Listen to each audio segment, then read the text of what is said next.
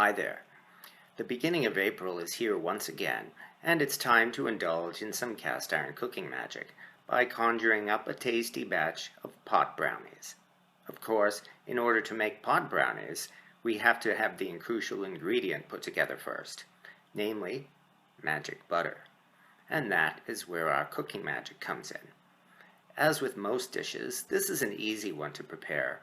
All we need is about half a pound of butter, some cheesecloth for straining, and of course, about an ounce of fresh stash. So, as a certain other character like to say, let's cook. The secret to making pot brownies is the cook doesn't simply grind up the leaves and mix them into brownie batter. Stoners have made a whole industry out of extracting as much of the precious oil from the leaves as possible, and that's really what this is all about. That's why we have to use metal or glass containers and no wooden spoons or bowls, or else they'll absorb some of the oil. While most of these brownie recipes call for simply melting butter and infusing the oil into it, the purest form of this butter can be had by using clarified butter, with the milk fat strained out.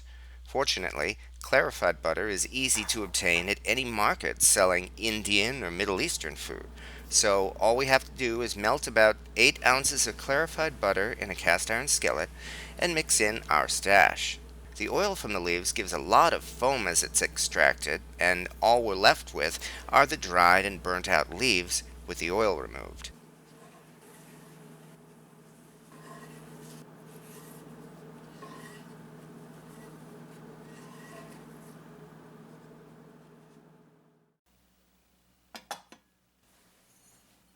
We then strain this through cheesecloth into a glass container and squeeze it with tongs to extract as much oil as possible.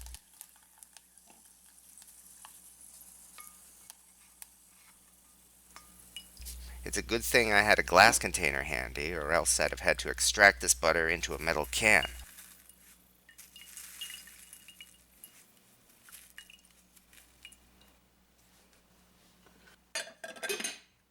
Then we simply chill our magic butter, and it's ready to use in our brownies.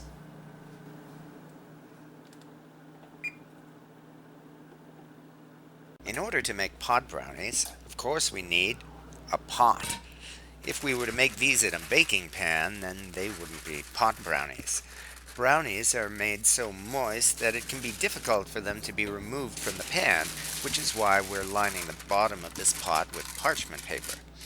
It's funny how these folks spend all this time and effort to acquire fine stash and extract the oil, then they mix this precious oil into dollar store brownie box mix.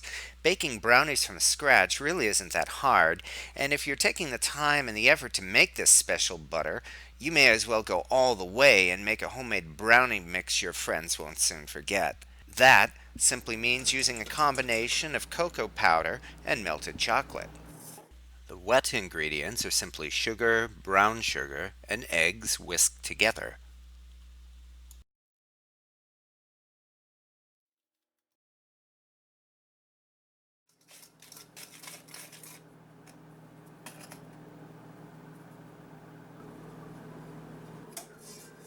We mix in our magic butter with heavy cream and milk chocolate until it's entirely melted and blended together.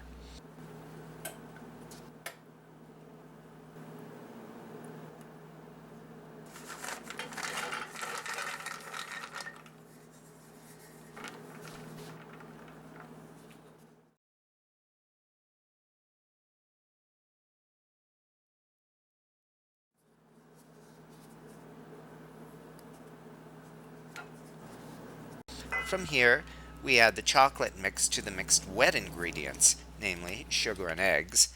Then we add the dry ingredients to the mix. Usually in baking, the wet ingredients are added to the dry ingredients, but of course, here we don't want to overlook a single drop of the essential oil if possible.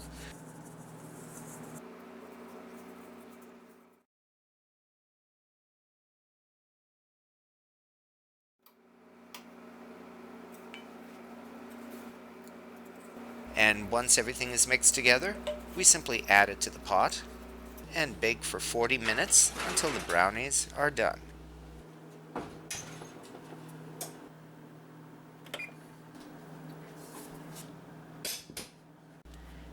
comes the hardest part. We need to wait at least an hour for the brownies to settle and cool. If you try cutting or serving them too soon, they'll crumble, and while most stoners won't care about that, it's better to have a brownie that's nice and solid and won't crumble apart.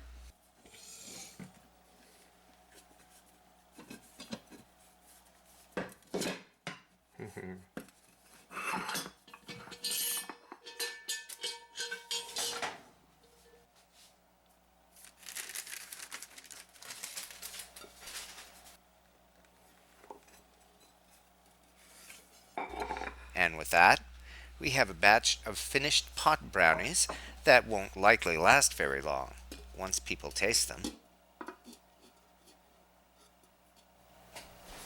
I think we could say that when compared to that other guy, my cooking is a little more healthy than his. Brownies, anyone? You can trust me. That's home cooking.